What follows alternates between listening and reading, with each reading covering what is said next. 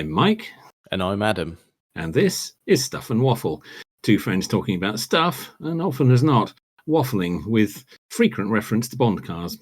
Oh, we have our second special guest on the podcast this week. Someone who needs no introduction, but is going to get one anyway. Our friend, our colleague, my partner in crime for the last 2,000 years.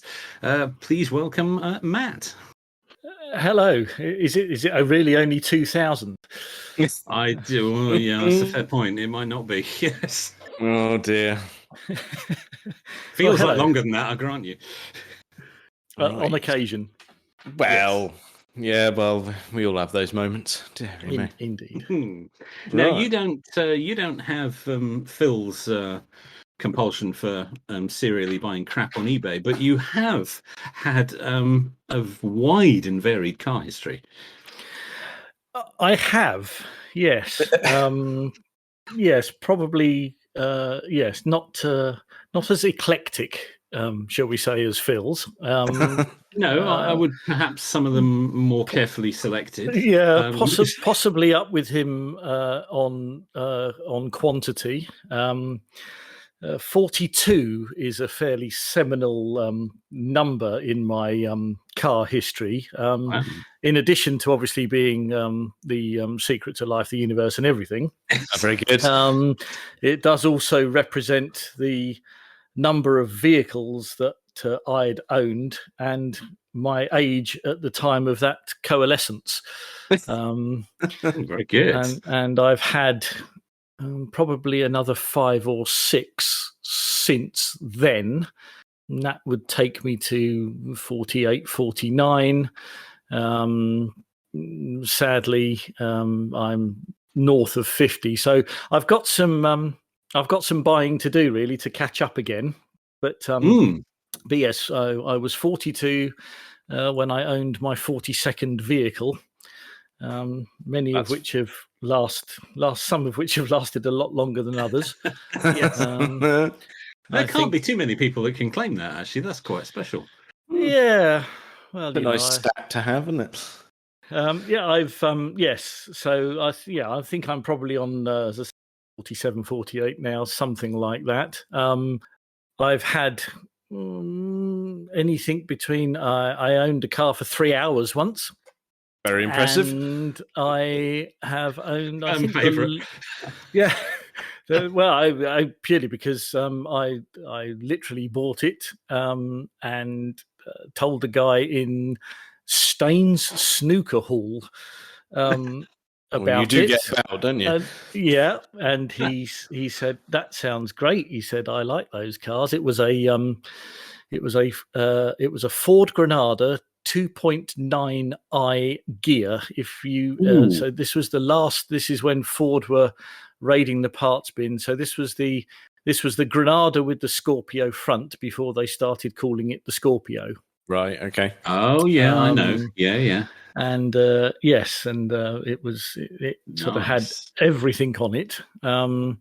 And yes, I bought it back in the day when you actually had to go and look at a vehicle and have cash. I can't remember the last time I had any cash. Yes, went to the snooker club, played a couple of frames, got chatting to a guy who I knew from the snooker club. I didn't know him, but we struck up a conversation over a pint of special brew or whatever it was we were drinking in those days. Nothing but the best. Well, standards must be maintained, dear boy. Yes. He said, "Oh, that sounds like a good car." He said, "I've often thought about having one of those myself." I said, "Well, it's in the car park. Go and have a look." And he came back in. And he said, "What do you want for it?" And I just arbitrarily, kind of assuming he was joking, told him £500 more than I'd paid for it about 3 hours before. And he said, "Sold." So that was well that. Done. That's got to be one of the quickest profits. Well, I mean, bearing in mind, we're going back into the midst of time here. I've already alluded to my advanced age, 51 for the benefit of doubt in a month's time, actually. So Yes, 1 month and 3 days' time. I shall, the grand old age of 51. So neither of you now have any excuse to forget my present. And Damn it. yeah, and I think that was we're probably going back almost 30 years, I would think. So 500 quid at that time as a profit was 500 quid at that time. So Not to be snubbed, no. Turned around in 3 hours. That's impressive. Yeah, yes, it's it feels to me like that's more money than we still make today. I don't know, something's gone wrong with the world, but many things have gone wrong with the world. Well, here's a question. Here's a question that we've all answered at one point or another. What was your first car? Very good. My first car was one that I sort of share in common with Mr. Lacey. But he was talking about the Seat offering of same. I had a real Fiat Panda. Wow! As my first car.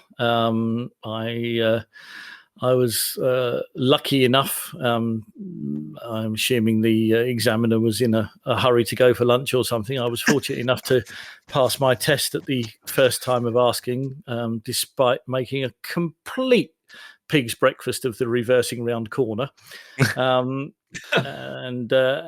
which I did very early on in my test. And I thought, well, that's it. That's buggered that up.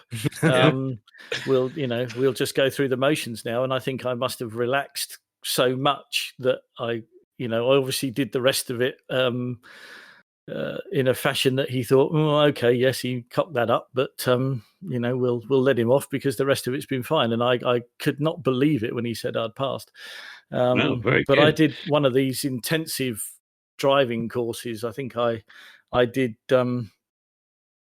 2 weeks of, I think it was 3 hours a day for 2 weeks, starting on the day after my 17th birthday. Right into that.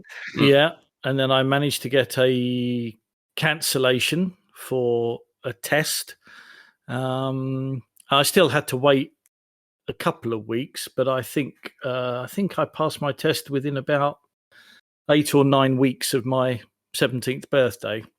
It's bloody good going. That is. So yes, I say more by luck than judgment. Well, certainly rear window judgment. And what vehicle did you learn in? I learned in, and this will. I did most of my learning before going to my driving instructor. I did some provisional stuff with my father alongside, and most of my driving time was in a Rover SD1 2.6S. Oh dear! I think you've just won that competition. I can still remember the registration number of that. It was my father's company car at the time, C560LEW. How sad is that? Tremendous. Excellent work. So, yeah, did most of my driving in that. But the driving instructor's car that I was driving for sort of 2 hours a day whilst driving the Rover for another 3 or 4, and I passed my test in, I think was a Ford Escort. I'm being slightly hesitant because the driving school swapped me after 3 days, but I'm pretty sure it was an Escort. But that's more normal, I think, than an SD1. SD1, yeah. But no, I did most of my learning on my provisional license was basically I was fortunate enough that my father would take me out for hours a day, many days running. That's impressive. And I'd driven before then, from about the age of 14, 15. There was an enormous car park. We were living in Raysbury near Staines at that point in time, and there was an enormous car park in the middle of Staines, which is now long since been built upon and contains several multi-story offices. But so I used to sort of go over there, and that's when I learned how to steer the thing and try and get my head around the fact that one pedal made it go and another one made it stop, and try to get them to operate in some form of controlled unison when it was necessary to do so. Very good. That was that. And at my mother's car at that time, which I also did some of my learning in, was a Vauxhall Nova Saloon. It was before did they call the Nova something else when it had a boot on it? Oh no, that was the Astra became the Belmont, didn't That's it? right. Yes, when they put a boot on it. But no, this was a Nova Saloon 1.2 in that very sort of, I don't know how you would describe it, the sort of burgundy red, but that unless you tea-cut and polished it every week, rapidly became pink. I know the one. I know, and the went as flat as a pancake. Yeah. Oh, yeah. I know. Yes. Indeed. Yes. So yes, I used to whiz about in that in well, but yes. So getting back to your question, so a Fiat Panda is my father had already bought the car. It had belonged to the wife of one of his colleagues at the time, and she was having a change, so I think he bought it for me for my 17th birthday, and I think it cost about £400. Is a That's figure a good place to start. that comes to mind. Yeah, and it was fine. I mean, I didn't know any different, obviously. But you go with what you can get at that age, don't you? Very much so. Yes. And of course, back in those days, because we're talking about the mid 80s, you didn't get walloped for insurance by being male, living in southwest London, and being 17. Yes. Whereas, of course, now, my own son, my youngest son, who's now 25. I mean, when he passed his test, I think he was 19. I don't think he drove too early on, so he was 19, and I think his first insurance premium was £2,740 a year. Wow. And that will have been on a ship box, I assume. That wasn't horrific. It was a Mark III Golf. But that's not terrible. But the smallest engined one that they did at that time, I know now it's they do a 1 litre turbo, don't they? I think at that time it was possibly a 1.2. Right. Normally aspirated. Yeah. But I mean, it's crazy money. So that must have been more than the car was worth, surely. Very much so. I think we paid. I think we paid about 350, 400 quid for the car. They were saying he was going to write it off about 5 times. Yeah. Well, I mean, he only did that once. Oh yeah. But we've all written off cars. I have to say, actually, I haven't actually. Have you not? I've not. No. Oh, you've been a good boy, have you? You need to get on with that. I have, but not because I had damaged the car beyond driving capability. It was written off by the insurance company as uneconomical to repair. Okay. So, but that's yes. So that's a story. If you want a brief interlude, much like an interlude. Yeah. We can talk Yes. about that. Right. Well, that car was an R registration. Many years after R was new, I had a new R, but and it was a Ford Scorpio Estate. Mm-hmm. The bug-eyed monster, as it was lovingly known, and very rare beast these days. Yeah, we may come on to talk about some of the cars that I've had that I wish I still had, and we will. Yes. It's yes, you could cry really with seeing what some of them are selling for these days. Yes. Yeah. But no, that actually story involves same son. Although when he was many years junior, I think it was probably, we were actually talking about this a couple of days ago when we were on a little road trip together, and he I think he was about 9 perhaps, and for his birthday he wanted to go to the Build-A-Bear shop at Cribbs Causeway. Okay. So yes, fine. So we had a friend of his with us as well, kid called Dan, and yes, we trundled off up the M5 and into Cribbs Causeway, and if you recall, and I think it's still the same, I've not been there for a couple of years, but you sort of come off the motorway and turn right, and then you come down to a different roundabout, though you basically turn left and think into the service area and sort of go off at a jaunty angle to get into the parking lot for the shopping centre itself. And I had slowed down. There was a queue of 2 or 3 cars in front of me at this roundabout, and I had slowed down in order to not hit the car in front of me up the backside.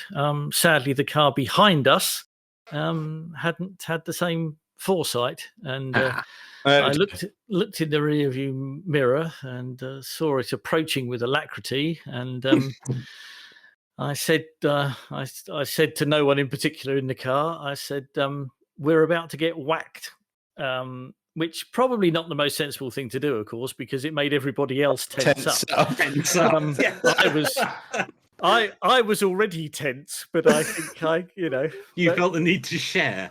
Yes, I spoilt the surprise for the rest of it. And and sure enough, about 4 or 5 seconds later, bosh, there we go. So yeah, usual things. Got out, and I said, oh, dearie me, we could have done without that happening, only in probably not quite so many words. Not necessarily those particular words, yes. No, I may have lapsed into the vernacular at the time. Oh dear, we appear to have had an accident. Yeah, that's exactly what I said. Yes, yes. In a slightly different dialect. Yes.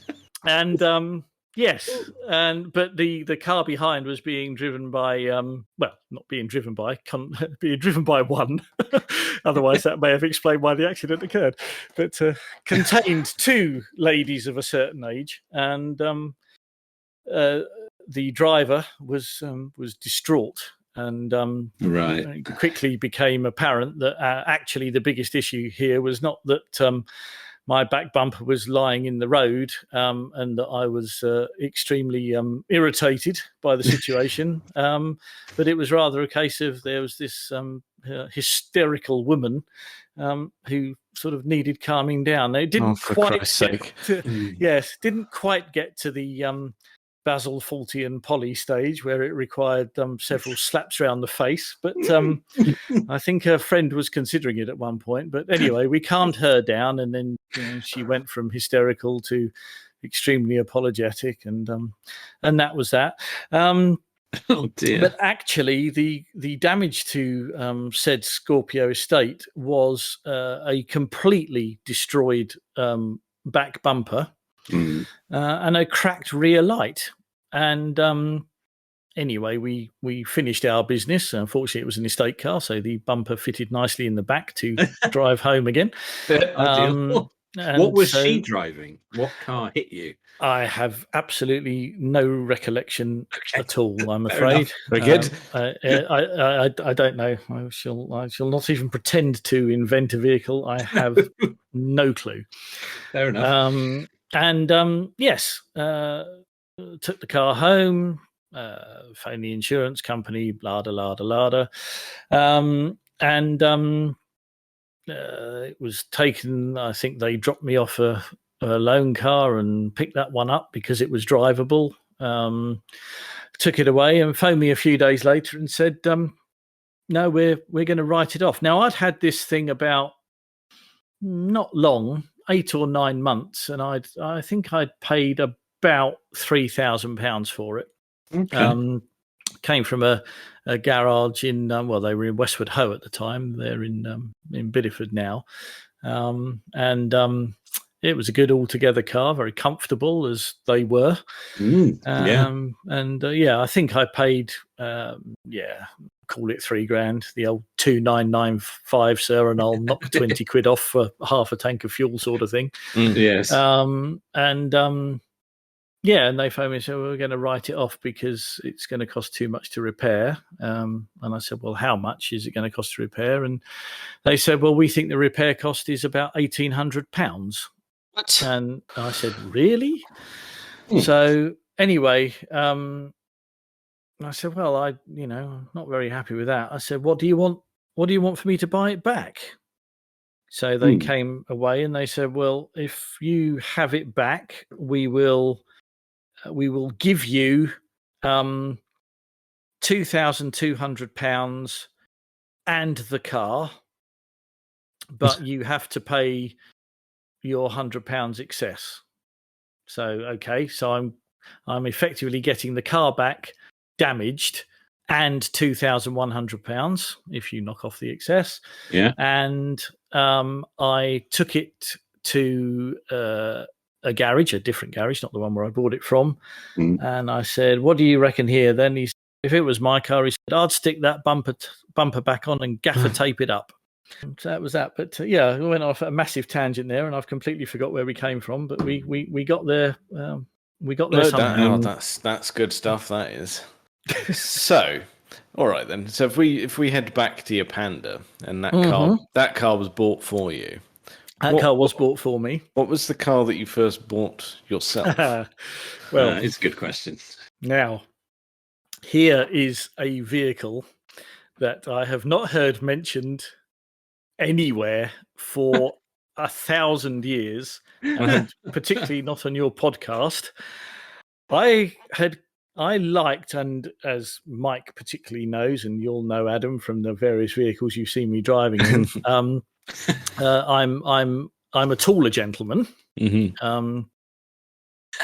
I used to stand about 6'7" and probably still about 6'6" in my stocking feet, and I've therefore always appreciated the additional headroom, particularly, and legroom of one tends to find in slightly larger vehicles. So the Panda actually wasn't too bad on the head front, but it was pretty crap legroom wise. I just could not get myself far enough away from the steering wheel. I did consider briefly at one point removing the front seat and sitting in the back, but that was a little bit too far away. So I wanted something a bit bigger. So I shopped around, and as one did in those days, before the days of eBay and Auto Trader online and everything else, I probably bought was it Loot back in the day that used to have all of the car listings in it, and I found an advert for Car Sales Central in southwest London, which is Hounslow. It is southwest London's Marsh Barton. And I went and saw, test drove, and purchased a Datsun Stanza. Bloody hell. Now there's a discerning choice. I tell you, you find me one of those on the road these days, and I would absolutely buy it. I can't remember the last time I saw one of those. It's decades since I've seen one. Yeah, exactly. Well, I mean, most people I tell this story to have never even heard of it. So no, I know it. I can picture it. But the last time I saw one, blimey. I know. And it was a fairly sort of I suppose if I was being polite to it, I would say pale mint green, but I think insipid green would probably be a more accurate. It was the official colour, I believe. Yes, yes, I think that's what it says on the Holtz spray can that you went to the shop to buy. That was I can't remember the registration number of that, but it was an old Y. Okay. Whatever year that makes that. Been 82. 80, I was going to say early 80s. Yeah, that would be about right. Yes, it was Yeah. probably about 8 or 9 years old when I bought it, and this would have been 8. I kept the Panda for a couple of years, so yeah, we're probably talking 89, 90. Mhm. Yeah. And yes, and I bought a Datsun Stanza, and I have to say, and I refuse to believe that I'll ever find a car that could get the internal heating up to temperature so quickly. It is the best car I've ever known for winter comfort from seconds after turning the key on. Now, I'm under no illusions. They didn't have any advanced technology. I think they just made the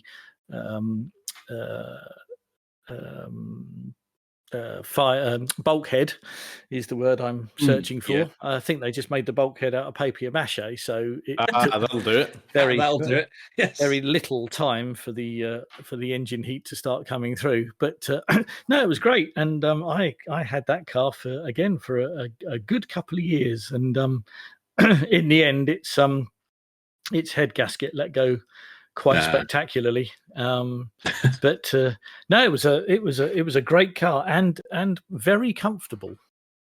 I could see that. and, Nissans of that, or Datsuns, as they were.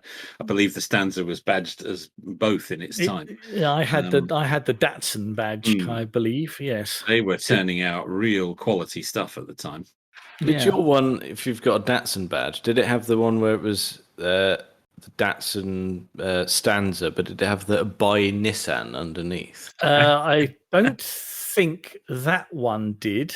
No, I don't think that one did, but I have a feeling that a couple of cars after that, which was a Nissan, had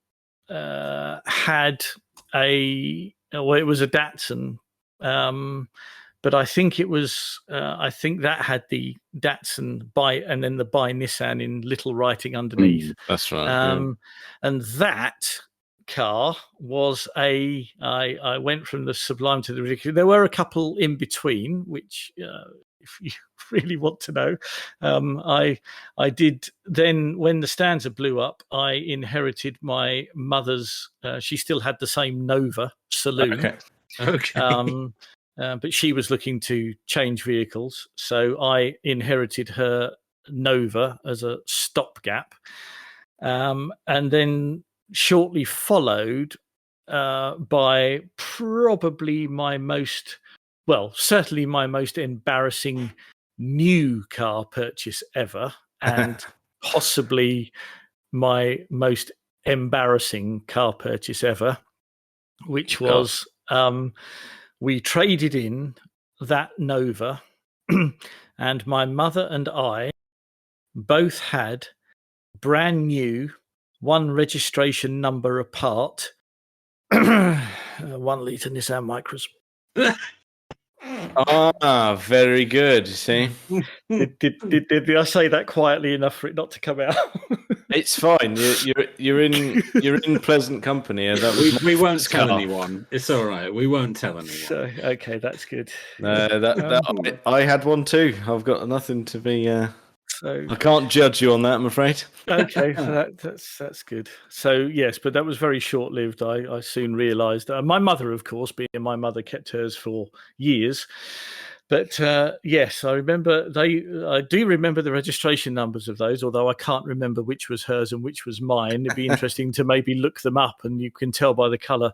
One was E206 FOY, and the other one was E207 FOY, and hers was green and mine was blue.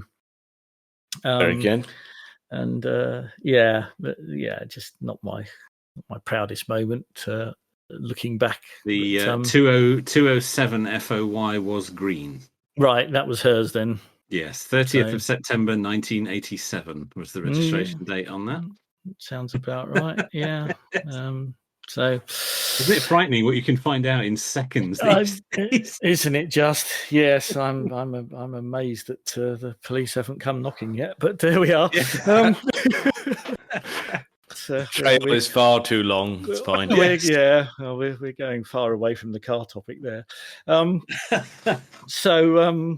Yes. So, but after the stanza and a brief interlude of using that Nova, which must have been a spare perhaps at the time then, if the Micras were 87, but I definitely went back into the Nova, and then I thought, right, sod this. I've been driving for a couple of years. I had one interesting accident in said blue Micra that I'll tell you about because it has an interesting punchline in a minute. But I had a Datsun 280ZX T-bar. Now you're talking. Oh yeah, yes, absolutely. And that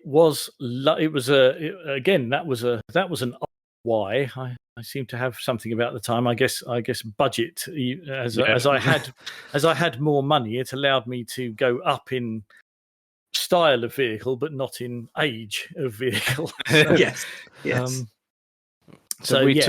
Are we talking velour in that one? Yes, the crushed red.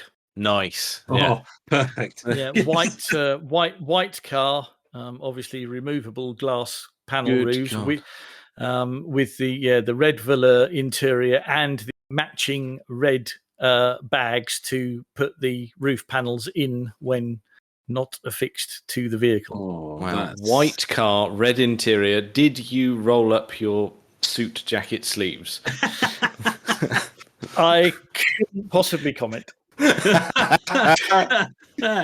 good. I did have to wear suits for my employer at that particular time early on in my career, so I couldn't rule it out. Yeah, it may have happened. Yeah, I may have pretended I was Don Johnson in his white Testarossa, possibly. Yes. It would have been normal to do that. I was going to say we would have all done it. Yeah. We've all done it. I remember certainly. It wasn't a suit. I've never possessed a white suit, although, as Mike will remember, I did wear a white tux on my 40th birthday. Jesus Christ! But that was it was by design to look ridiculous.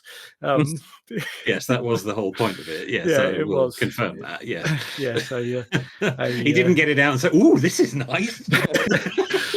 So a white tux, a black shirt, and Dayglow orange socks, and a Dayglow either orange or pink bow tie. It was a white bow tie, I think, with the black shirt. Oh, I can't remember. But anyway. I can't remember, but we will have pictures of that. We can provide evidence of that.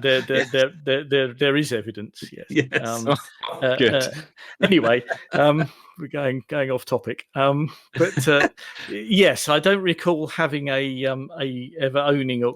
I certainly have never owned a white suit of my own, but I have had several white sports jackets. And in that era, I had one that I was particularly fond of, which was that sort of linen white exterior and the sort of candy bar coloured lining. Oh God, yeah. And yes, and of course it was beautiful. It was the done thing to roll the sleeves back a couple of folds in order to demonstrate said lining to everyone who you were hoping thought you looked really cool, whereas actually every time you went past them, they probably just thought, knob. It's going to happen. It's fine. It's all part of it. Yeah, it is. Yeah, it's all part of life's rich tapestry. The the path to adulthood is marred by embarrassment along the way. It is. But that 280ZX was a fantastic car and probably the funnest car I've ever owned to drive. Many years later, I had a 300ZX twin turbo. Pawn King car. Yes. exactly, yes, my It is. my racing car, and yeah, and that's probably one of the fastest cars I've ever had. And it was it was an animal, but the 280ZX had something about it. There was a certain cachet associated with it, even though it was a cheap Japanese sports car. Yeah. But Yeah. I enjoyed that very much, and one of few cars that I've owned. The Stanza being another one of them. That if I could ever find one that was within budget and not falling to bits, I would be sorely tempted to buy another one. And of course, is one of the ones that falls well into the category of by Christ, I wish I still had that. Yeah, no, I can see that. Yeah. Definitely. So that was fun. I'll take you back, if I may, to Please. to the aforementioned blue Micra. I again, as Mike knows, and is of no particular interest, but just to sort of frame the story, I am an only child. I moved around a lot when during my sort of formative years, from sort of 5 to 20. My father's office location changed frequently, and therefore, as did our residential address. And being an only child and not being very long in any one place at any time, sort of had to get used to my own company, which to this day I still don't particularly enjoy. And I think it's because I was forced into. I've spent all my me time when I was growing up. Right. I don't like myself anymore. I like to. I think what it is it's a shame to only irritate oneself when irritation, I feel, should be shared amongst friends. Oh yeah. Quite right. I wake up in the morning pissed off. I don't see why other people shouldn't share in that emotion. It's an altruistic thing, I can assure you. Don't like to leave anyone out. Exactly that. Inclusive, very good. So anyway, used to take once I was mobile, used to take myself off a lot, and decide go and see various parts of the country and do different things and see different people. So I took that Micra on a jaunt from Sunbury-on-Thames, still southwest London, where we were living at the time. I was still, I was still living with my parents at that time. And took myself, I thought, well, I've never been to Land's End. I've got a car. Let's go. As you do, yeah. So I took myself off down to Land's End and had a very nice few days. I remember very little about, there was nothing of note on the journey there. And I remember little of interest about the time there, except for the fact that I purchased what was at the time the latest Kate Bush album on CD during that journey. Excellent choice. I tell you, I amaze myself how my brain works sometimes. How do I remember these stuff? I can't remember what I had for lunch. Yes. But anyway, what else has been deleted to enable the storage of that?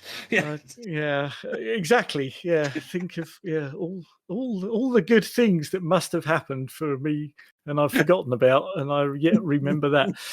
It was on the journey back that things got interesting. I made it as far as Andover. Okay.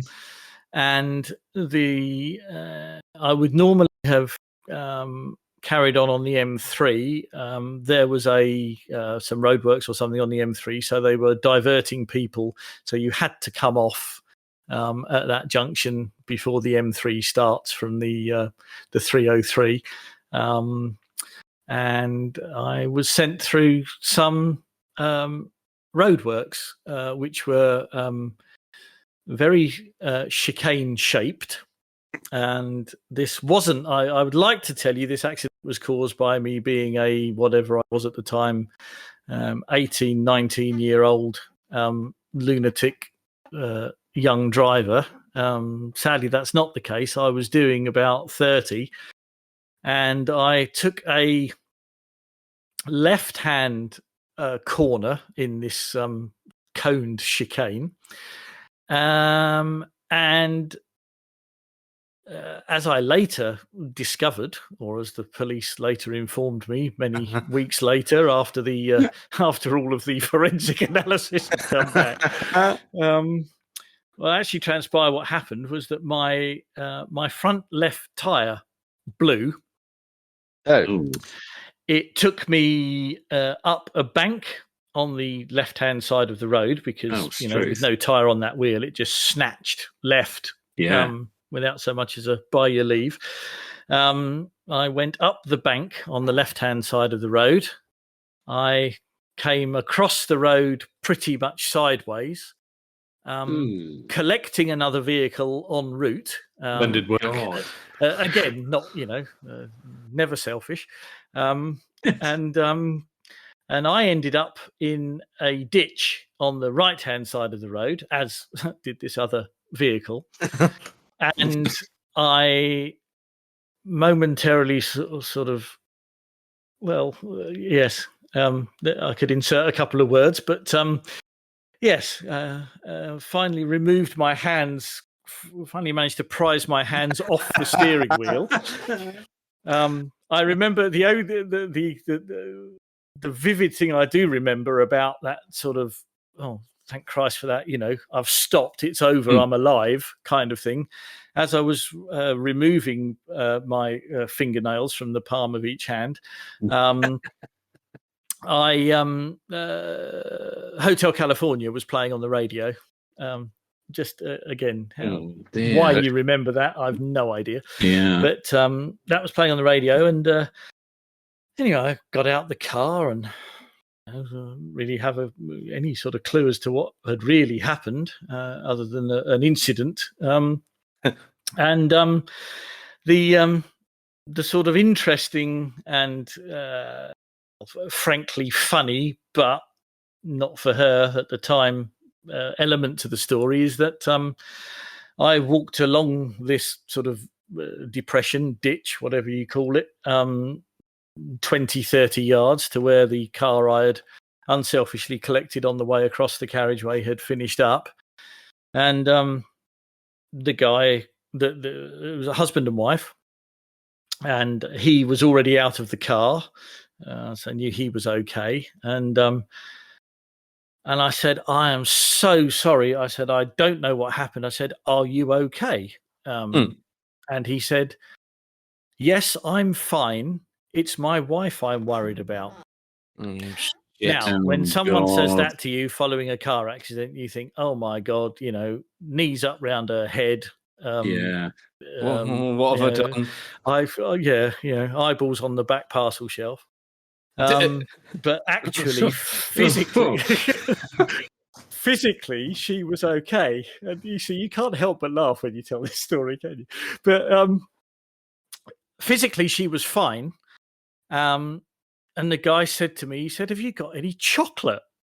What? Which I thought was the strangest thing for somebody to ask someone who's just caused them to have a car accident that wasn't of their initiation. And I said, no, sorry. I mean, if you ask me most times, as Mike will tell you, I mean, the answer is nearly always yes. There's some everywhere. Yes. Well, there is. Tis the food of life. But he said, have you got any chocolate? No, sorry, why? He said, I just need to give my wife some sugar or something. And I said, well, and again, brain doesn't compute, car crash, she's not okay, he's asking for chocolate, she wants sugar. None of this makes any sense. And he said, I think she just needs some sugar or something to help with her nerves. And it transpired that this incident, me going up the bank, across the road, collecting them, depositing them in the ditch, This was them going home after him picking her up from an institution where she had just left after being treated for 6 weeks for a nervous breakdown. Oh, for Christ's sake. No. Oh, no. Oh, no. Oh. And then they met me. Straight back in. Yeah. 6 weeks of work, all undone. All gone. Undone. Yeah. Right back in again. Yes. Now, as I say, to have absolved myself of some responsibility, as I say, it all got very forensic, and the car was towed off to some inspection facility, and that, and they did eventually, come back and say, yes, well, we can. There was apparently there was actually a manufacturing defect in the tyre. Okay. Oh, really? Okay. And right. the long and the short of it was that my insurance company paid it out, and they did actually reclaim all of the money and legal costs and everything else from the tyre manufacturer. Oh, wow. Okay. So it was a genuine instance of equipment failure. Right. It just happened to be, but although it was, it really shook me up. It was my first accident, Sure. and it didn't do them any favors either. On the edge anyway, by the sound of it. No, but not 20 seconds before, I'd been barreling along the 303 at 75 mile an hour. You never know, do you? You never know. So, but for the grace of Mother Nature, it could have been a different story, and I would not have been able to regale it to you this evening. Indeed. Well, Well, we're very grateful that you could. Fortunately, we've just got an amusing story, so that's the main thing. Yeah. So so there we go. I mean, there's a few things. I could later on for hours about certain things with cars, but I'm sure you've got some sort of scope that you would like to bring back into the conversation. Well, we've barely delved into the history at this point, so this is true. I think we're just going to keep on rolling for the time being, because we've, aside from a collection of Nissans in your younger years, there's got to be some real gems between then and now. Well, we know of the Scorpio, of course, but several Granadas. Okay. Mark. To Google this, I can never remember which is which. No, I never can. It was the first one I had was later than the second one that I had. I think the first one I had was a Mark III. The last of the sort of the ones that they then stuck the Scorpio lights on. Yes. Later, well, they didn't, because they called it then a Scorpio, but the one I mean. That's the one right, that, the slightly bigger Sierra, wasn't it? Yes, the rounded, yes, very much, yes, Sierra, and yes, that one. So I had a Mark III. Absolutely no interesting stories or anything else about that. I just had it. And then later on, I had a lovely Mark II. Sadly not the 2.8. I had, if you remember, they did the 2.3 V6 petrol engine. I think the engine was largely the same. Was the 2 litre, the 2.3, and the 2.8 were all V6s. That's right. Yep. Yes, and I had a gorgeous one of those. Again, here we are. Here's another. I wish I still had that car today list. They are lovely. It was, and very comfortable. And the only thing wrong with that car in the time I owned it, which, as you'll already have guessed from the number of vehicles that I've owned over the years, would have been measured in months rather than any longer time frame. I think I got through at least 2 CV joints and a couple of drive shafts. And yeah, no idea why. Just one of those things. That's it disappointing. It just wasn't. It wasn't fantastically reliable, but it was. I mean, it was comfortable. I mean, I think the Mark II was I think the Mark II was a far superior car to the Mark III in many ways. I think that's a commonly held belief that was the best of the Granadas. Yeah, and I like the I like the styling, but again, as we've discussed before, we're all of a certain age or thereabouts where you can't beat a square-shaped box. Give me my Volvo 240 GLE estate back, please. Oh, boxy, but they're good. Yeah, absolutely. And that 3-speed auto transmission with override, don't you know? For the steeper incline.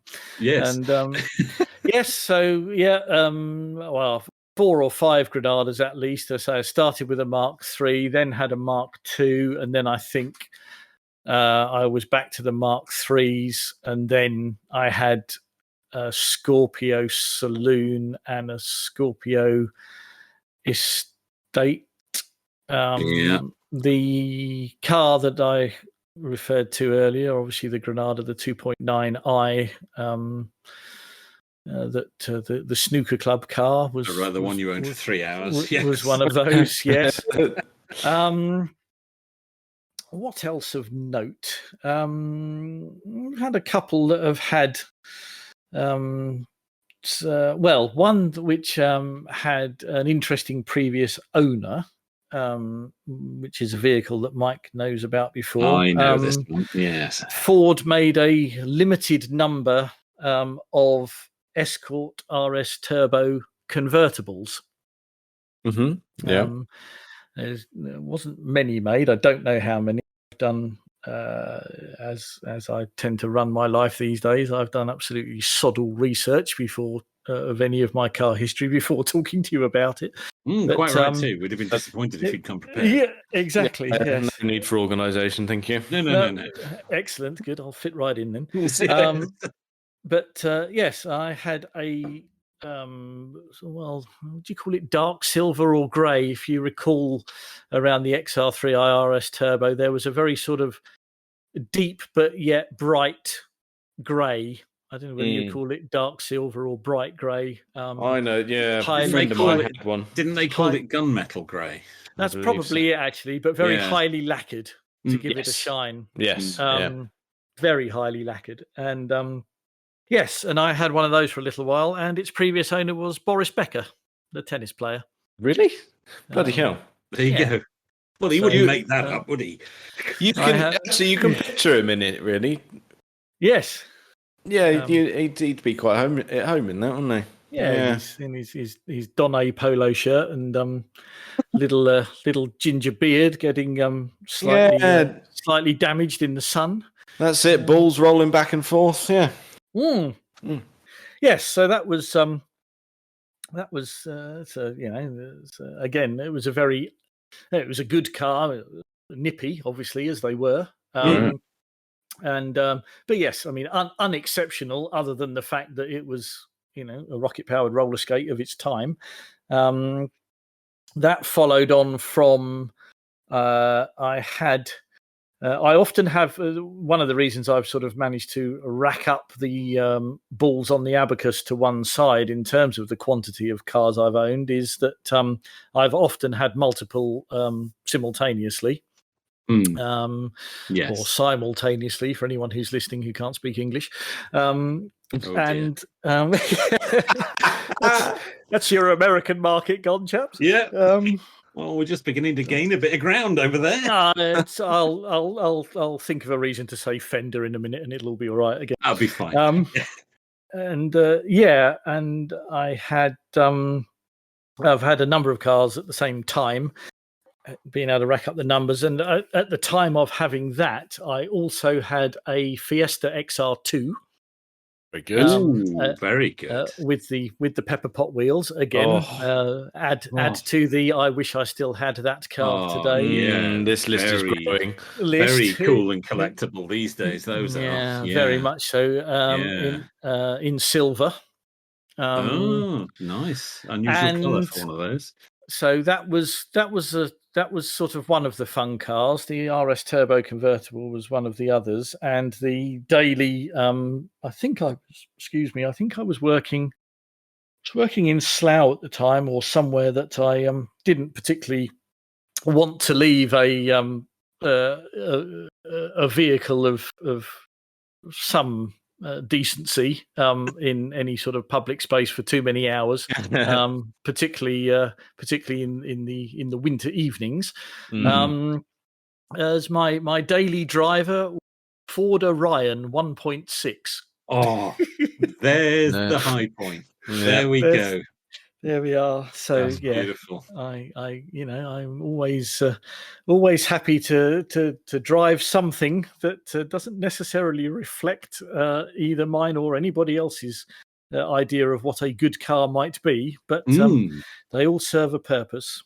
Yeah.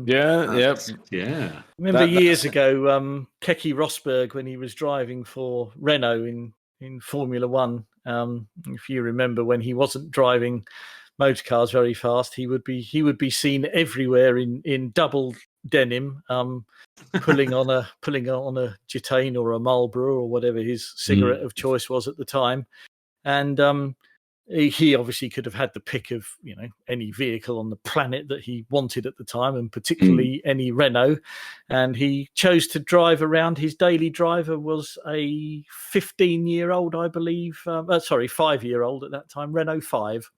In diarrhea brown. Oh dear. And and sometimes people just don't care, do they? And well, the trouble is that they're driving the best that there's ever going to be. Exactly. It's never going to match up, is it? So why bother? You might as well go the other way and have something fairly ordinary. Yeah. And I had an Orion. So you did. You got him beat, I reckon. I ticked the ordinary box there. If you're comparing those two, I reckon you're quite a way up the ladder with your Orion. Yes. Same stage. I can tell you a story about one of the only 3 new cars I've ever had. Oh yes, please. No, 4 in fact, because I recently had, as you will recall, a new pickup. But yes, that's true. That was brand new when you got it.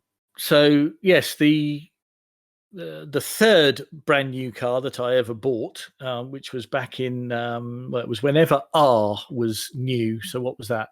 97. 97. That rings a bell. Again, it would tie in with age and that at the time. I bought a Toyota Celica 2-liter GT. Yeah, indeed. R731 ULP, if I remember correctly. But loving the detail. Might be wrong on that. But again, I don't know if it's. I'm going to have to do a quick check MOT now. A, to see if I've got the registration number right, and B, to see if it is actually still on the road. Does it still live? Yeah. Let's have a look here. R731 ULP. Was indeed a Toyota Celica in red, registered on the 1st of August 1997, and it has a valid MOT for another 2 weeks. It's still out there. It's still out there somewhere. Yeah, fantastic. Oh, that's cheered me up no end. That's almost made up for the disappointment of having to waste 2 hours talking to you two. So yes, R731 ULP, Toyota Celica in red, 2-liter GT, purchased from the Toyota dealership in Twickenham, which is where they are now. I'm feeling they were in Hampton Hill at the time I bought it. Anyway, minor detail. But yes, that was cracking car. Really strong choice. Isn't it? Back in the day when I used to sort of research what I might want. It wasn't the most practical car, because by that point in time, my 2 children had been born. Right. Yeah. But to counter the inaccessibility of the back seats of the Celica for car seats, we did also run firstly a Toyota Previa, and then subsequently a Toyota Avensis Saloon at the same time. So we had ways and means of getting the little darlings to nursery. That's interesting because you went from a full Ford range earlier in the discussion to a full Toyota range. So. Yeah, moments of brand loyalty there. Yeah, it's never been planned. I have to say, I enjoy the Toyotas I've had, and there's been a few of those in addition to the 3 that we're discussing at the moment. And as you may have seen, in fact, I think Mike and I had a discussion about it the other day. Toyota have now introduced a 10-year warranty, trumping even the likes of Hyundai and Kia. It's impressive. I'll give them that. It is, isn't it? Incredible that. And I would, I would seriously consider going back to Toyota as a mark in the future, especially with that. But I've always been very impressed. Again, early ones, bulletproof engines, awful bodies. I never had any problems of my own causing with the Celica. Okay. I had it. The only day one issue with that was I didn't want the standard at the time Toyota radio, so I had spec'd it with the I think it was a Kenwood 747. I think I can still even remember the model number of the stereo. Detail here is tremendous. Yes, Kenwood 747, which had the the single disc slot loading CD, whereas I think the Celica standard one at the time was still cassette. And yes, for the younger listener, if you look up cassette, it was a thing that involved the regular use of swear words and pencils, and I'll leave it to you to work out how they went together. But yes, so I had this camera, and they hadn't wired it up quite right. So every time I turned the engine off, it lost all of its preset radio stations. Bollocks. So I had to. It went back to them after about 3 days of ownership, and they sorted that. But apart from that, it was great, and I kept that car for about three years, and it was great. It did have again a not an interesting story, but I had my scariest car accident in that car. Again, not of my doing. I was minding my own business, coming along the M3, still living in Sunbury, although by this point in time, my good lady Ali and I were in our own property down by the river in Lower Sunbury. Add that to the list of houses that I wish I still owned. That's a different podcast. Yes, there's a lot more zeros on that as well. Yes, and I was minding my own business, driving back up the M3 from work. I think I was in Camberley or Farnborough or somewhere down that way, and came past the junction where a couple of junctions up where the M25 joins the M3 heading towards London. And some complete, bell end came not only across the 2 sort of filtering lanes that came onto the M3, but also across the first 2 lanes of the motorway. Twat. And yes, very well put. And what you've done there is hit the nail squarely on the head. And yes, and he basically pulled across effectively 4 lanes, and I was in what was his 4th lane, so the 2nd lane of the M3 proper. And I was faced with a very stark choice. I could either, had he kept coming and I not done anything, the front of his car would have effectively his front right offside would have stoved into my front near side, and we'd have both have been sent, spinning on our merry way. Or I could see that there was a car in the 3rd lane in the overtaking in my rear view mirror, but it was almost parallel to me. And I thought, this is probably going to work out better if I take us in a slightly more sedate and sideways on fashion into the safety barrier than if this other guy T-bones me. So that's the course of action that I took. I mean, it felt like I had minutes to make the decision, but, it would have been microseconds. So that's what I did. So I collected that car. I have a habit of collecting vehicles and depositing them somewhere where they don't want to be. Fortunately, it was only myself and the other car that did have the accident. Mm-hmm. And we did manage to stay parallel. Right. And we both managed to pull ourselves across to the hard shoulder. Fortunately, several cars that had been following both Twat Chops up the filter lane and us on the motorway proper stopped because they'd all seen what had happened. Yeah. And they were all very quick to explain to this poor sod that I'd rammed into the safety barrier that it was in no way of my doing and I had no choice. And to be fair, he was pretty cool about it, actually. He said, yes, I kind of saw it coming because obviously he could see the guy as well. Amazingly, there wasn't that much damage. I mean, the car was still drivable. It was the rear quarter panel that took the brunt of the impact. Right. But it was all right. Didn't smash any glass. Didn't buckle the wheel. We're considering, although we were obviously all slammed on by this point, he must have still been doing a good 40 or 50 miles an hour at the point of impact. But rapidly decelerating. To the point at which we were at a complete stop before then moving gingerly across the lanes to the hard shoulder. In not very many feet. Brakes on a 97 Celica, I recall, were far superior to a 1980s Granada. I should imagine. So there was one fundamental difference insofar as they worked. That's lovely like that. What was the dickhead driving? Did you recall? A BMW, obviously. Obviously. Yes. There we go. I didn't want to say it, but I'm astounded you felt the need to ask. Just purely for clarification.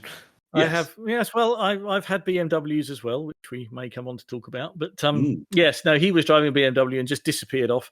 Fortunately, again, many people stopped, and several of the many got his registration number. Very useful. And to jump ahead about 4 months, he went to prison for 3 months for dangerous driving. Really? Well, so yes, quite right too.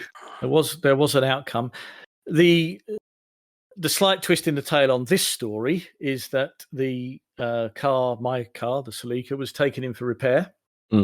And was repaired in 3 or 4 weeks. So it was mainly the rear quarter panel that was in need of attention and a little bit on the door.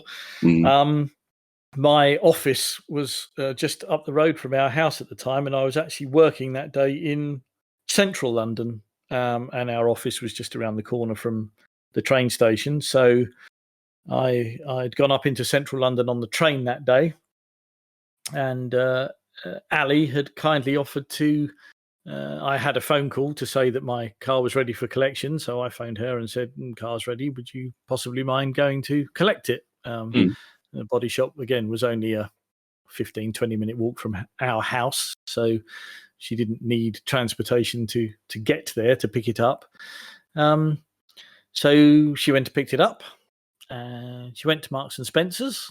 On her way home, she walked out of Marks and Spencer's to a noise. Oh, no. Which turned out to be a car misjudging parking and had just re-stoved in exactly the same panel on my car.